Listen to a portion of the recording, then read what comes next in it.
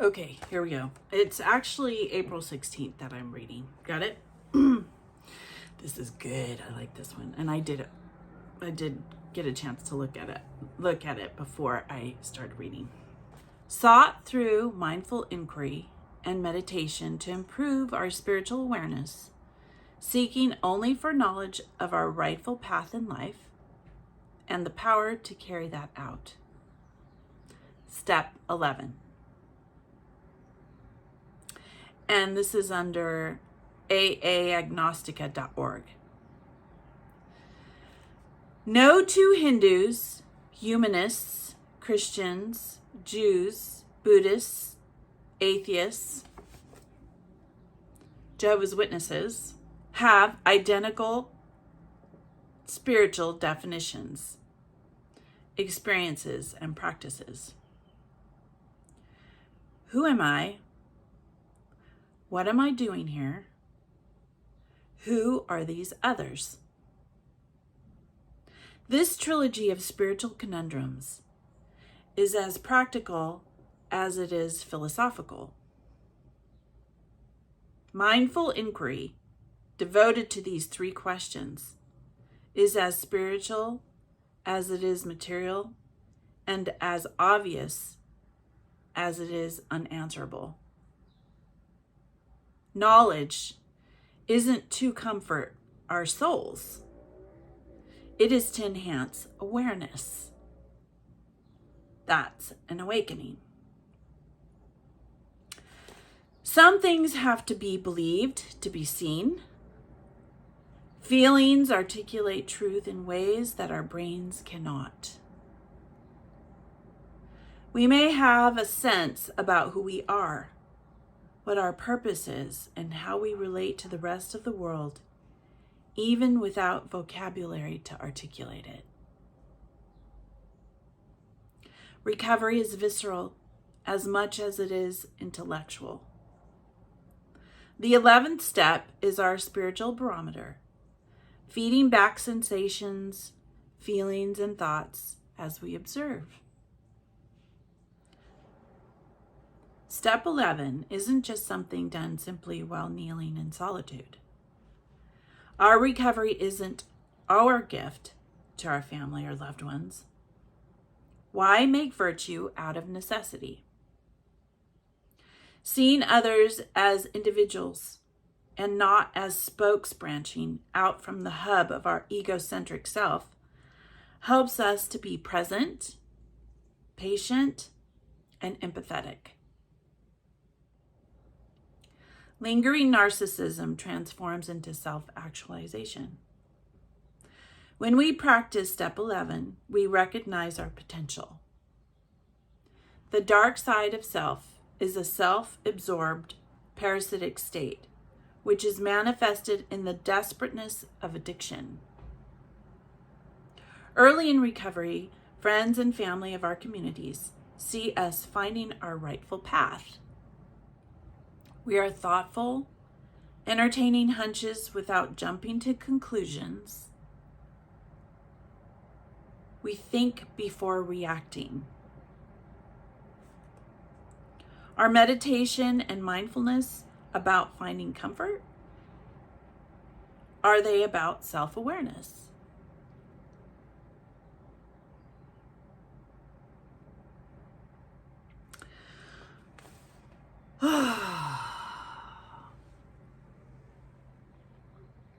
So, when it says this trilogy of spiritual conundrums is as practical as it is philosophical, right? So then a conundrum is a confusing problem. So, right, who am I? What am I doing here? And who are these others? And when I say Jehovah's Witnesses, because every Jehovah's Witness is different when it comes to what's going to happen in the future. You ask them, and everyone is a little different, especially when it comes to marriage, right? Yeah, baby. Oh, thank you.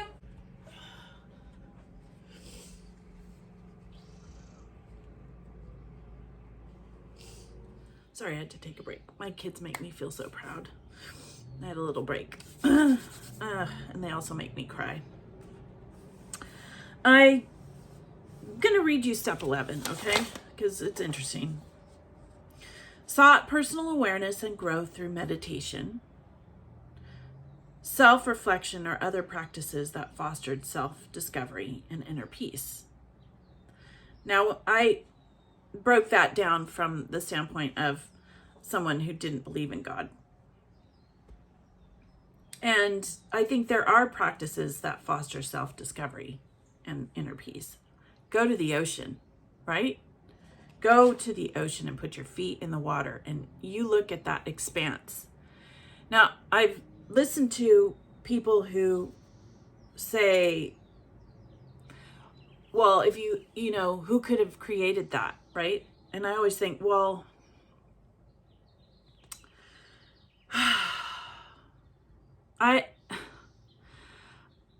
okay, so let me keep going down. It says the dark side of self is a self-absorbed parasitic state, which is manifested in the desperateness of addiction, right?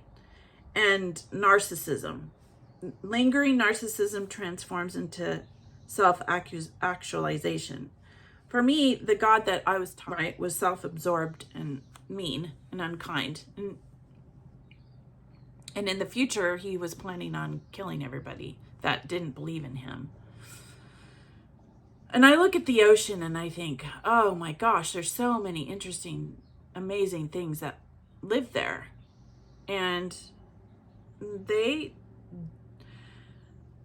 have the same, to me, they have the same characteristics as human beings in the sense that they don't have to be with someone that is the same sex. They can go to they do different things. Look at the seahorses. It's so amazing. And if that's really what a creator would, I don't believe the creator would do that. And now I'm totally, I don't know what it is. I don't have a certain belief system anymore. I just think that the one that I was taught was very self-absorbed.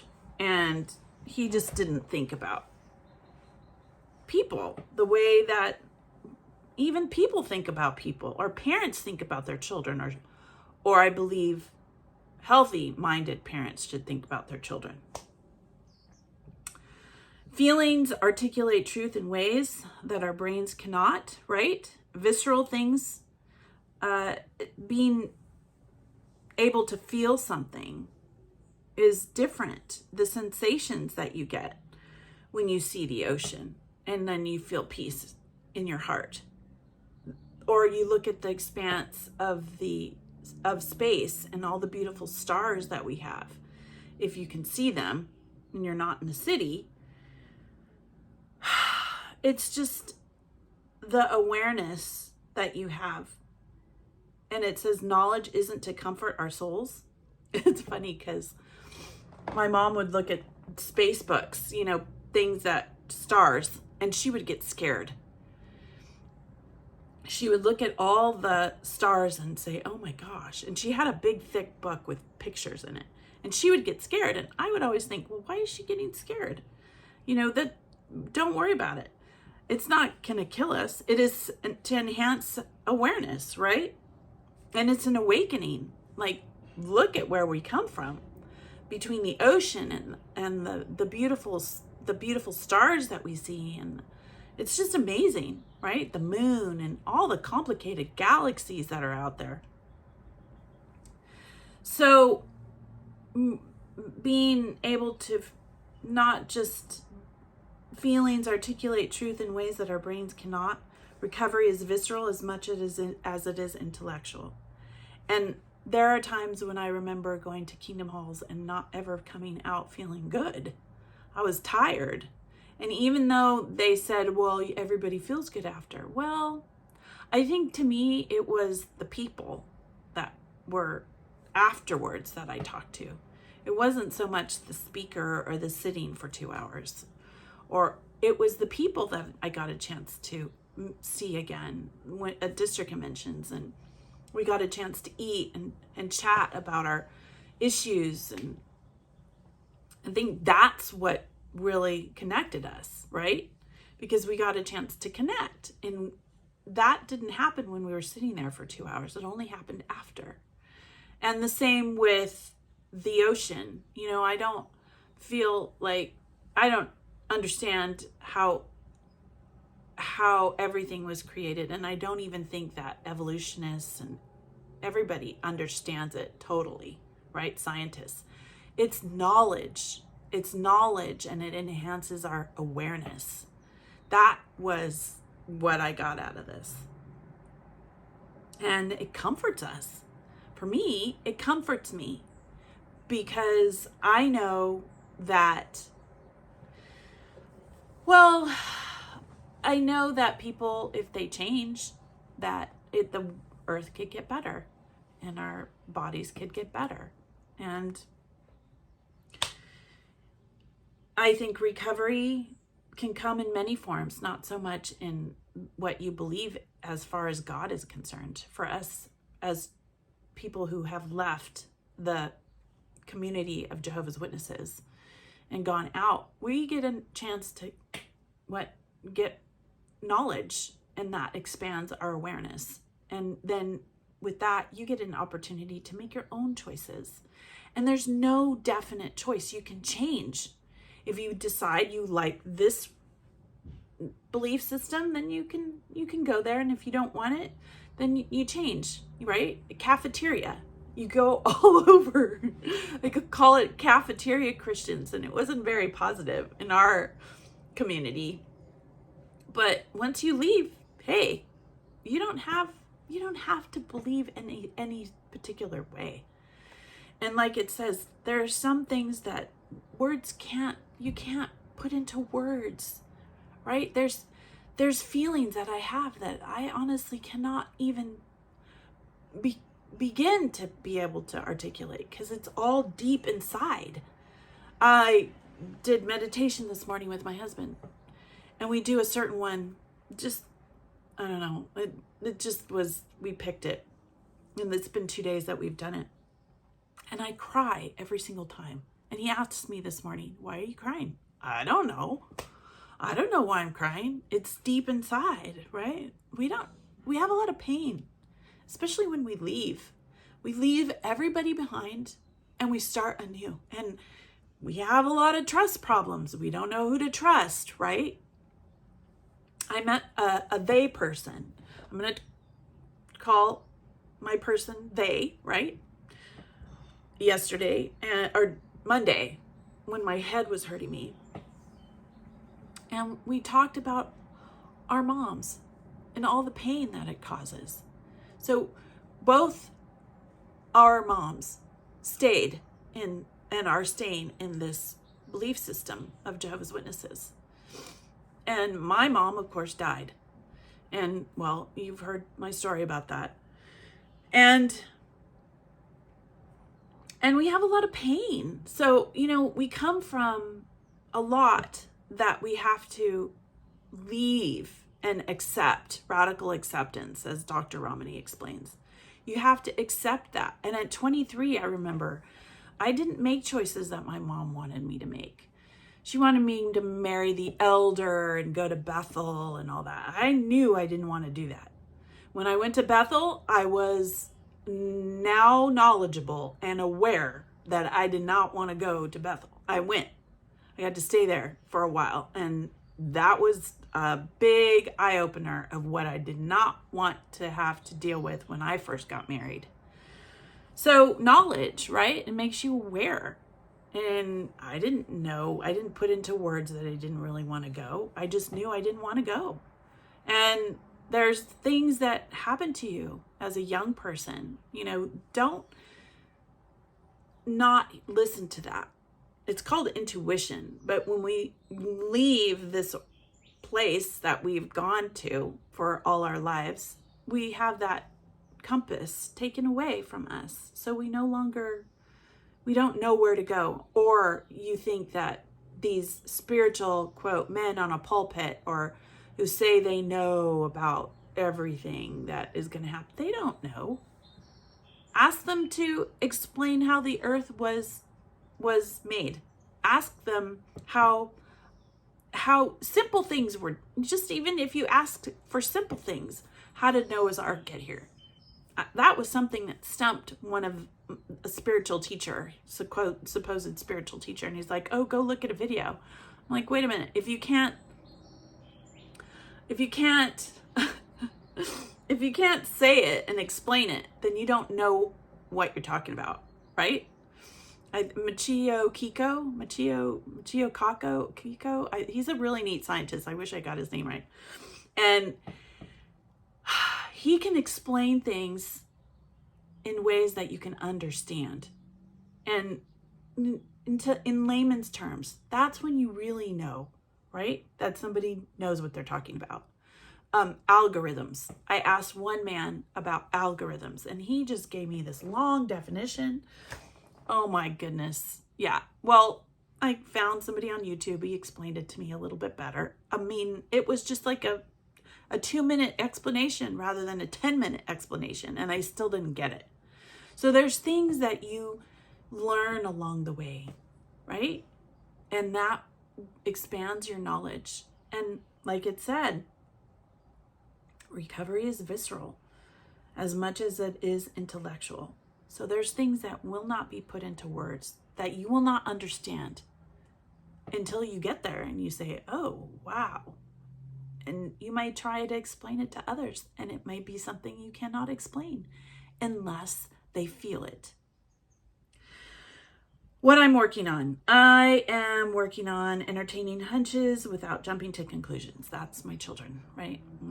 I have a really hard time with that one. We think before reacting. I react before I think, okay? I am not a perfect mom. This is something that requires meditation and mindfulness. And afterwards, I need comfort because I realize I kind of blew it. Are they about self-awareness? Well, I know I need to work on it. And I'm pretty open about with my kids about what I need to work on. So, there's certain things that your children learn not to do when they look at your reactions. And I'm hoping that, that changes over time because, whoa, my parents, my father he was the pillar in the family. He was just he did not react. Whereas my mother, oh my goodness, I got spoons, I got wire hangers, I got dragged, I got pinched, I got pulled. Oh my goodness. I got so many, both my brother and I, we got belts. Ugh, it was awful. Yeah. I hope step 11 on, it was actually, I asked Cass, how to break this down for me, and I'll put it up for you. I don't have all of 12 because I don't know what I did with it, but I can look it up. And computer aid system, Cass, computer aid system. That's what I call AI, because I wanted Cass to help me break it down. She's helpful, very helpful. I like her. And I'm not afraid of AI. I'm afraid of what bad people can do, right? So the more people get used to AI and put all the good in there, I'm hoping that Cass will take over and be good. Anyway, this is from my book, the book Beyond Belief, Agnostic Musings for a 12-Step Life, right? Daily reflections for non-believers, free thinkers, and everyone. So if you want to pick up your book, you can get it through Amazon, right? That will be helpful to you. I hope you like the reading today. I hope I'm not too long. I apologize if I am. I know. All right. Well, I hope your day is beautiful. I hope I get this up before nighttime hits, because YouTube is very busy lately. So the YouTubery out there, woo, they are all very busy. So I just wanted to let you know I'm doing well. I hope you're doing well, and I hope your families are thriving. I wish you lots of peace today and peace in your life. I'm hoping to see you soon. Follow your bliss and be good humans.